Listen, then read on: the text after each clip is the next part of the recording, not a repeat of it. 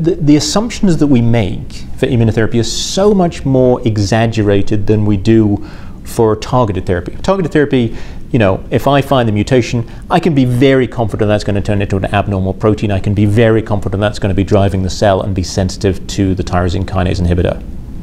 For immunotherapy, the assumptions that I make are much higher risk. I'm assuming if I have a high tumor mutation burden, that means I've got more neoantigens.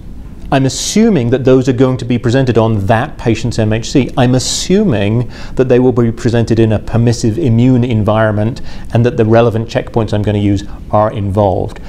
Each one of those assumptions is high risk, and therefore the predictive benefit of any of these biomarkers is much less than, for example, an EGFR mutation or ALK. So how do we get around that?